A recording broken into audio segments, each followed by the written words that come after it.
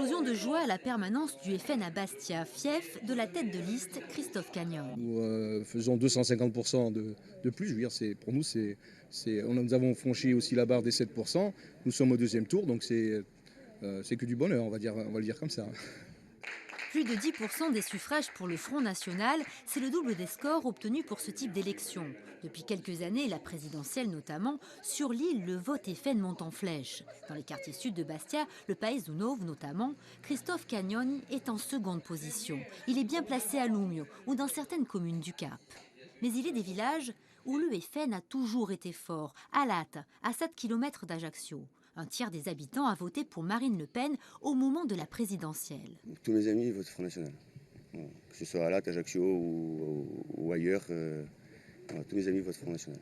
Et pourquoi alors? Je vous l'ai dit, c'est par rapport à tout ce qui se passe, tout ce qu'on entend. Dans cette commune à la population aisée, peu concernée par la crise économique et l'insécurité, depuis 20 ans, le vote FN est présent et tabou, inexplicable pour certains, d'autant que pour les municipales, on y vote plutôt pour un maire de Au gauche. village, je vois pas l'intérêt de voter le Front National, franchement. Non, je sais pas, franchement, je sais pas. C'est un mystère. Oui, tout à fait. Ce ne sont pas des gens, entre guillemets, pauvres, je dirais, qui habitent sur la commune. Donc je ne comprends pas trop comment on puisse voter Front National, puisqu'on ne fait pas partie des quartiers, comme je l'ai dit, populeux, comme les Cannes, les Salines et autres. Les Cannes, les Salines, dans les quartiers populaires d'Ajaccio, le vote FN est important. Bureau de Vignette, quartier du Vazio.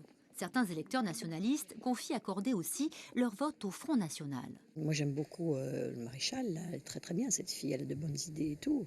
C'est vrai que c'est encourageant. Bon, le Front National, il a toujours existé, hein. C'est une constante, une bataille, quoi. C'est pas nouveau, hein. Et pourtant, le FN a des difficultés en Corse. Dissidence au sein du parti, manque de candidats charismatiques. Pour Francis Nadidzi, secrétaire régional, ces 10% sont inespérés. Pour nous, c'est un jour historique et je le dis, ne fût-ce qu'un élu qui représente notre courant, nos idées, eh bien pour nous, c'est déjà une grande victoire. Désormais, quel que soit le score définitif, le Front National est certain d'une chose, il entrera à nouveau à l'Assemblée de Corse.